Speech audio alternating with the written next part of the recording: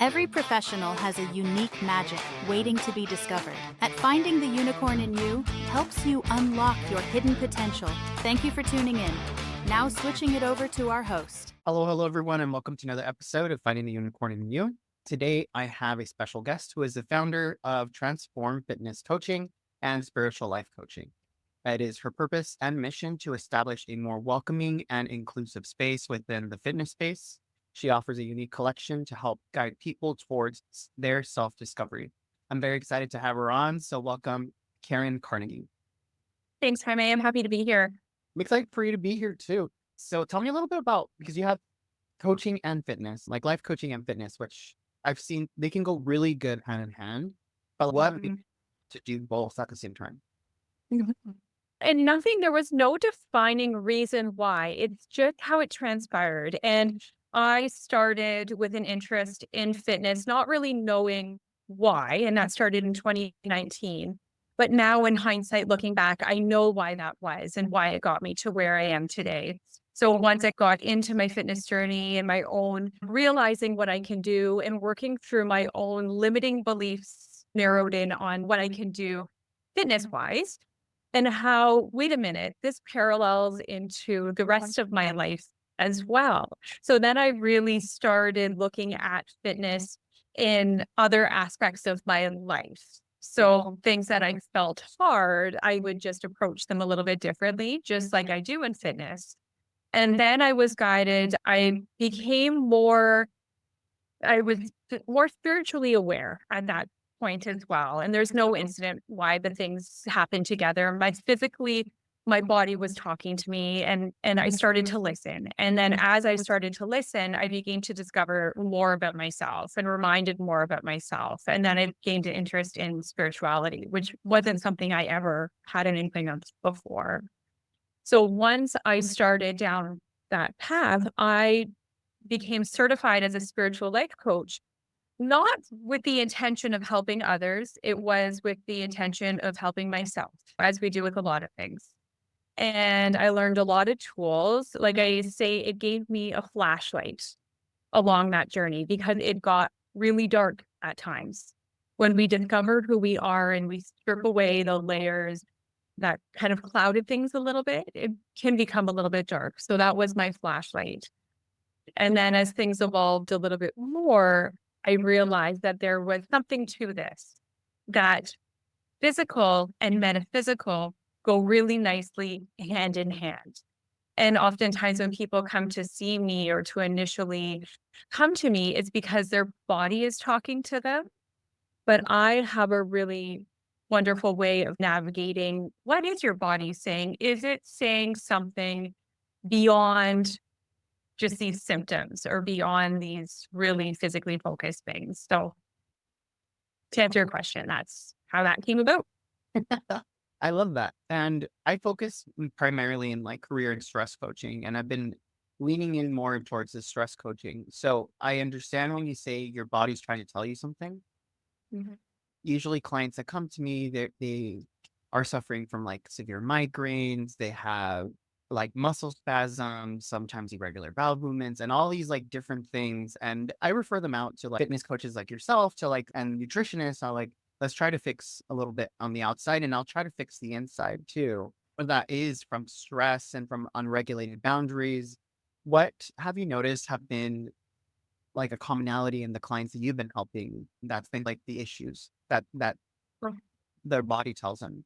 Physical symptoms, and this can be tightness, joint inflammation, or just that feeling like I know that I should do this, and that little inkling to get them started. But Jaime, honestly, and I was one of those people who would rather give my power away to any other source than to go look inside. So, and that's what a lot of people are doing, and I don't blame them. We try to do all these trending diets or go and we just try to Google every concern out there. We don't trust our body.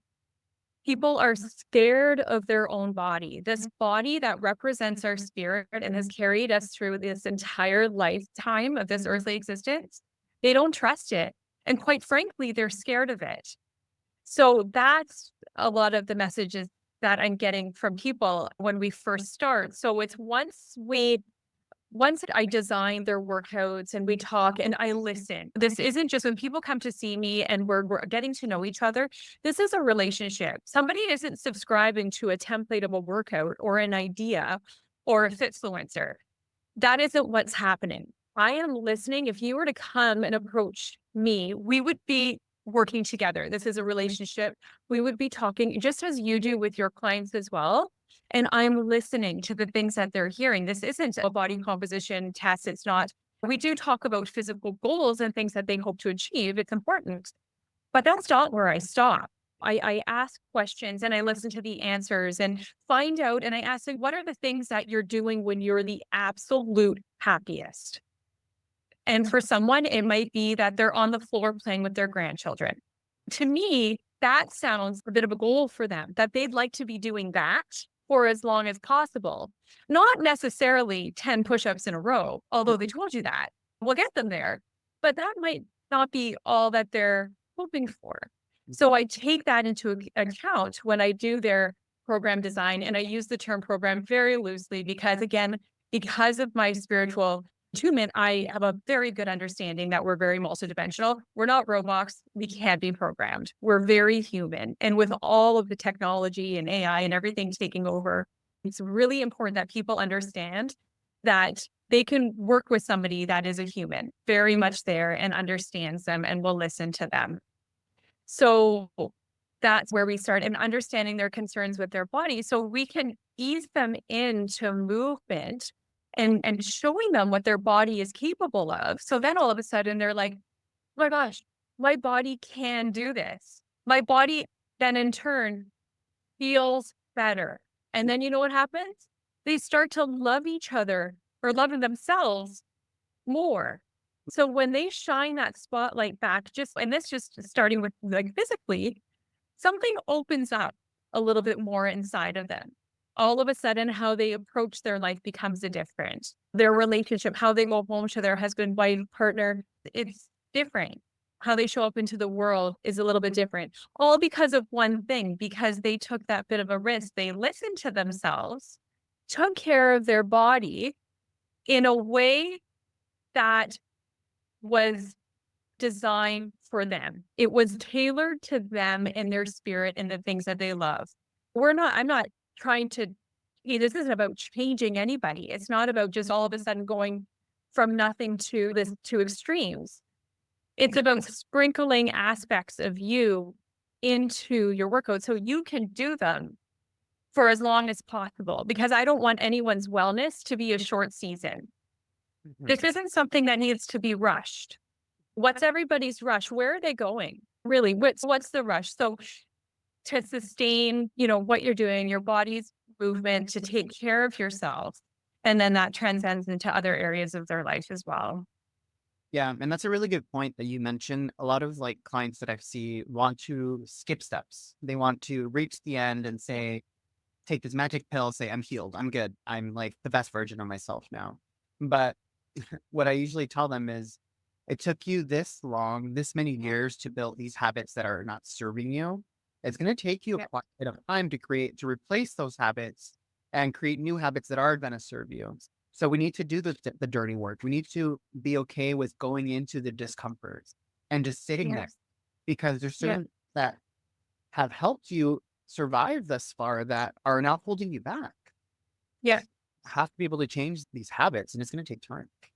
Yeah. I wrote a blog on my website about representation and what I was thinking, and I really enjoy hiking. And I'm sure in California too, there's a lot of places that you can go and do some hiking. And on the hiking trail where you see those little markers that are arrows like along the path.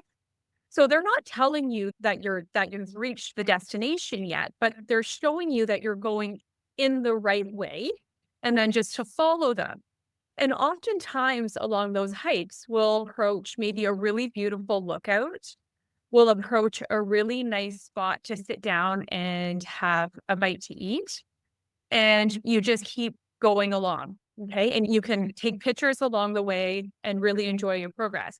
Or you can take a helicopter get dropped to the very top of that hiking trail and miss all of that beauty along the way. Because of what? Because it was easier. But look at all the stuff that you missed out on along the way. So you can do one of two things. You can go and enjoy the journey along the way and develop really good memories from that. Or you can skip it all, get right to the top. But then you really don't have much substance to that hiking trip. No. And one, first of all, I love that analogy. And then second of all, not only are you missing the beauty, but you're also missing the life lessons that are going to help you sustain that new lifestyle. Mhm. Because often if we Yeah. get things and we don't work for it, it's easier for us to regress and go back and then some at times even self-sabotage because we don't know how to sustain that new life because we never learned those steps Mhm. to get there. Yeah. We didn't know how to get up or down that slippery slope because we didn't do it. But Exactly. that person that took a little bit longer, they did it. And they did it over and over again. So now they know how to approach that slippery rock so they don't hurt themselves. Right? Yeah, exactly. So That's when it comes to setbacks, what is like one of the common, like the biggest issues or the common issues that you've seen when it comes to people meeting their fitness goals? meeting their fitness goal, setbacks. And it's just how people have just, we haven't seen them because we don't really look at them in that regard. There's been injury and things that come up because life happens. Yeah. Life happens. But again, it's just our perspective of it. How can we approach it differently? Okay, so this is a really good time to keep moving, but how can we move differently to really, accept, what this challenge that just presented itself. So just not letting that. And I posted a little thing on Instagram the other day about don't let destruction, because it happens to all of us physically, stuff happens in our family, like it just, things happen. But don't mistake it for discontinue. Keep going, and it'll allow you maybe a different perspective on how to look at it. So really, yeah, I guess you could say that there's been setbacks for people as far as things happening in their life, but we never looked at it. We never looked at it that way. We just kept trucking along, right?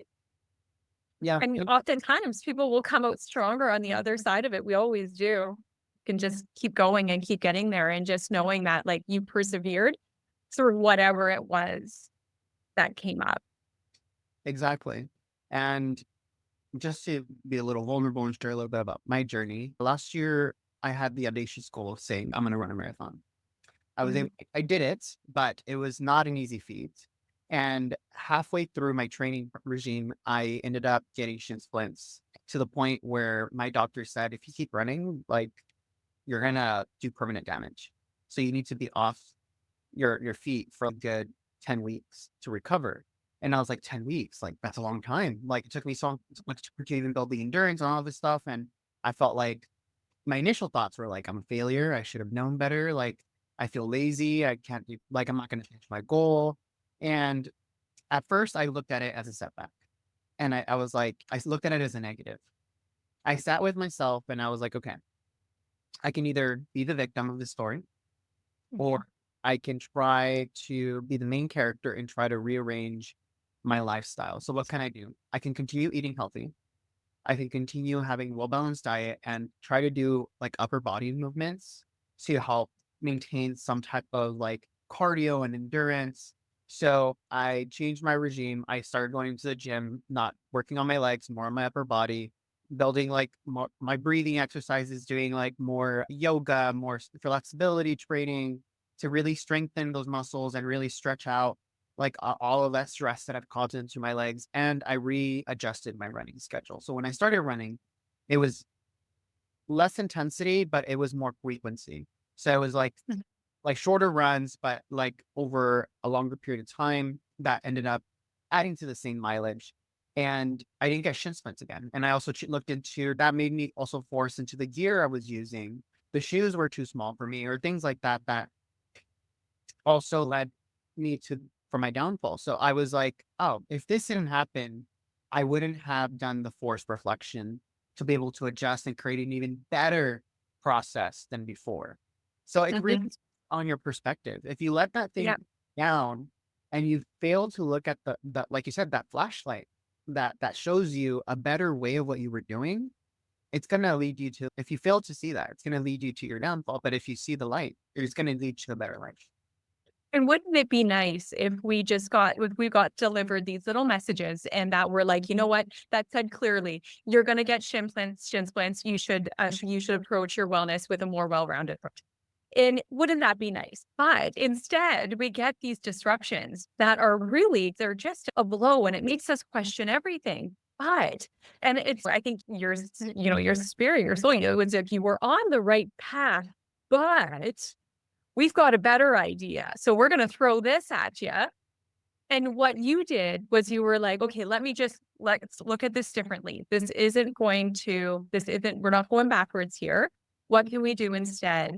So then now looking back, if that never have had happened, you wouldn't have learned maybe more about yourself and your body and incorporated those other things that have really added to your overall wellness, vitality, and your ability to approach that exercise. So it sounds like it was a really good blessing, really in disguise. Oh yeah, definitely. And pivot into a different topic. So if I know like life can get very overwhelming sometimes we tend being a business owner, having kids, having different like Mhm. we have to wear throughout our life. What do you do to ground yourself, to allow yourself to decompress and recenter yourself so that you can continue doing this long term? You know what that is for me now, Jaime, is strength training. And I use it not as one way think. I actually use it as a way to ground, as a way to inhabit my body as if it's a meditation. So that's what I do. And it's very important. And I know the weeks, I can know that I notice the times where maybe I haven't been able to prioritize that enough. And it really presents itself. So to be able to inhabit my body, to come away from up here where it's very full and just drop back down and be present into my body, even if it's for 30 minutes. So strength training is a huge one for that. Getting outside, we're really blessed. We live in the country surrounded by trees, and being around them just has a way of just pulling that energy down when things feel like it's too much. And I'm human, just like everyone else. And I have those moments where just stuff is coming at me from all directions. And I've got kids and I do have another job as well. I'm still working in the dental field and it's a lot of role. So it's just realizing where I need to step back. And this can change as some weeks you feel unstoppable. And there's some where you really need to pare down a little bit. Just understanding that, taking breaks, whether it's from social media or just whatever it is, and just making sure that there's balance on all aspects, mind, body, and spirit. So I'm acknowledging my body, acknowledging my mind and what it needs and in my spirit. And I realized that my definition of fitness isn't, I hyphenate it. To me, I've made my own definition, and it's to be in harmony inside and sound in your body and in your environment. So that's what I help other people do too, is become in harmony in their body and change the way that they look at fitness. And that's what I make sure I'm doing for myself too, so I can be balanced on all levels. I like that. And it really, I think people don't look at it that way. And this is a very creative and I think like very productive way of looking into fitness, where you can do mindfulness exercises and grounding exercises while you're working out. A lot of the time, we try to drown ourselves with music or we try to watch something while we're doing workouts, which is distracting us, but Yeah. not fully decompressing and grounding us. I tried this one time because I usually just put on a podcast and then go for a run. But I forgot I didn't try it. I guess I unintentionally did it. I forgot my earphones and I was already like at the hiking trail and I was like, whatever, I'm just going to run anyways. It was so peaceful Yeah. being to just run with no stimulus, just being in the here and the now. I was able to see the birds, listen to the animals frolicking around. And like, I got very inspired about different things, about like, just like ideas. And I was able to figure out some of the questions that I've been like pondering at that time because I allowed myself to be in the here and the now and just allow my to flow. Yeah, exactly. That's great. That's a wonderful point. It allows us a bit more clarity because you've inhabited your body. You're not distracting yourself with other things coming in. When people think of the word fit and they will think of things that aren't them, they will think of a gym. They will think of, it's really sad. They think of somebody or a body that isn't theirs. That's not true. We have the ability, all of us, to be fit. It's just, let's change the way that we look at that and what that means. And another way that I'd have people come from up here into their body is just slowing down the reps. Even if we can't get as many reps in, it doesn't matter. Again, what is the rush? Slow it down. Just focus on the muscle that you're exercising. And then it just brings all that energy. What you do in laughter yoga, it just changes the energy in the body, right? So then you leave feeling, again, clearer and rejuvenated. So that stuff that might have been up here, it wasn't weighing you down so much. Same idea. Love that. Completely love that. Mm. And we've talked a lot of really good things here and like a lot of transformation and a lot of like good tips for our listeners. I want to learn I want to know, I'm curious about your transformation story. Like what was like your unicorn lesson that you learned that made you be the person that you are today? Mhm. Not to wait for things to change, for you to listen to yourself. Don't wait for your environment to change. Don't wait for you to have more time.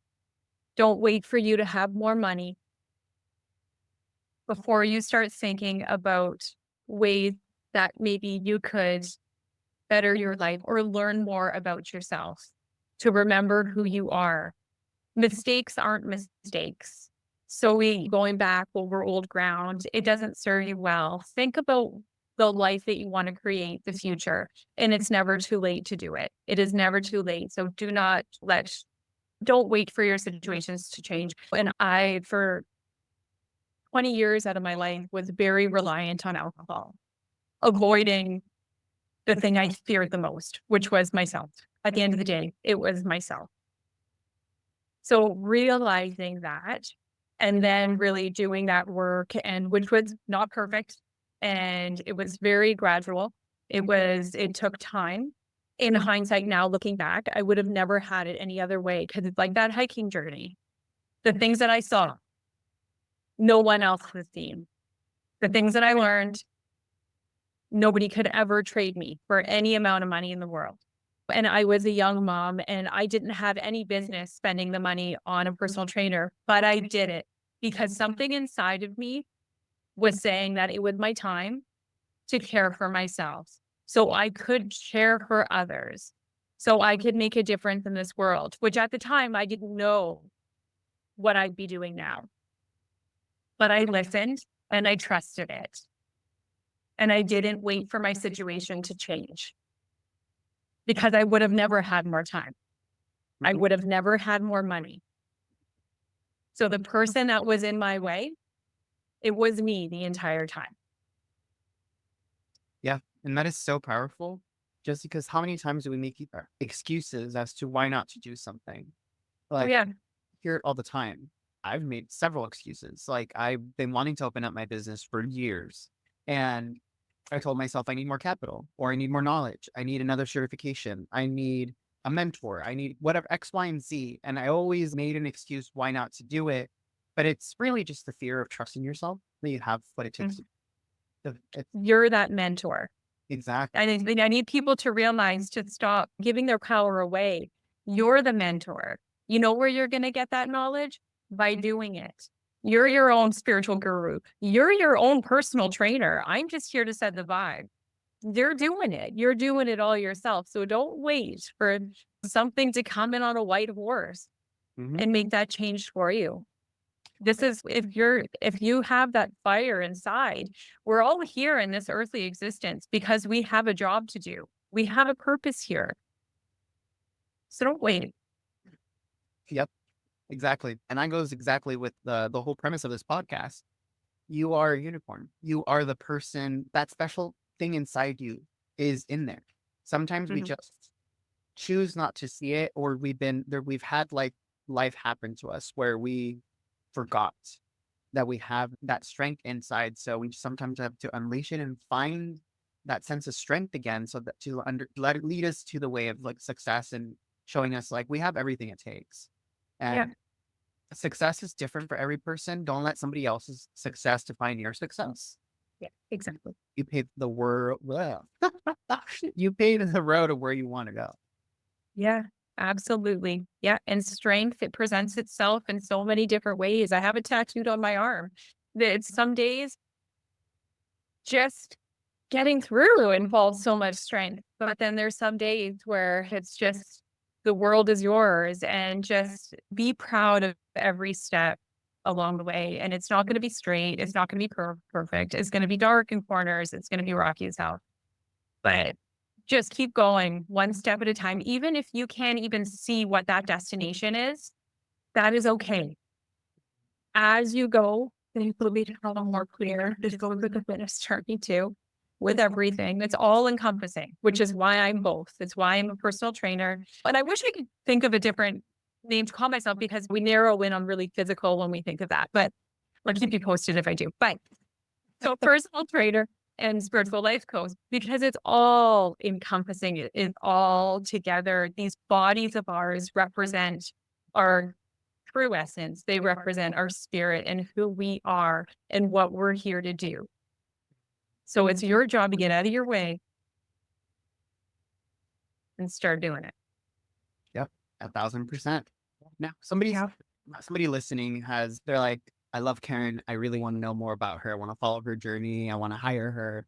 How can they do? Yeah, it always starts with a conversation. And even if you're like, I want to work with Caren, but I don't know in which capacity, it all just starts with a conversation. I meet with people if they do happen to live in the area, we'll meet in person, but I can meet with anyone anywhere for as much as I am always about the human experience. Technology really makes it accessible so that we can do that. So I can work with everyone everywhere. So it all starts with a conversation and then deciding where to go from there, getting to know each other.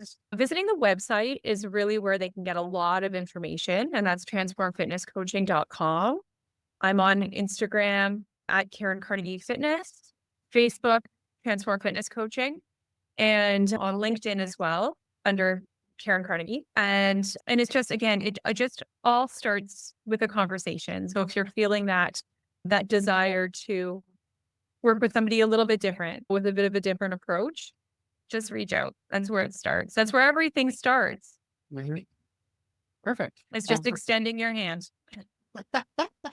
No, yeah, thank you so much. For listeners, if you don't feel like you have to pause and write all this down, if you scroll down the show notes, you'll see all the links down in the show notes. And if you go to my website at rainbowcareercoaching.com, go to the Unicorn Wall of Fame, you'll see Karen's picture along with the short blog about what we talked about today, her bio, and the links are there as well. Friendly reminder, episodes come out on Fridays at 7 a.m. Don't forget to share and subscribe so that this content goes to so many other people. Any last words before we close up today, Caren? Just, have compassion for yourself, have forgiveness for yourself. This journey of ours in this life isn't an all or nothing thing. So give yourself grace, give your body grace, have compassion for others because we never know what others are dealing with. We're all have unique challenges. So be kind to others as well, just as you are to yourself. What a beautiful way to close. Thank you so much. And until next time, everyone.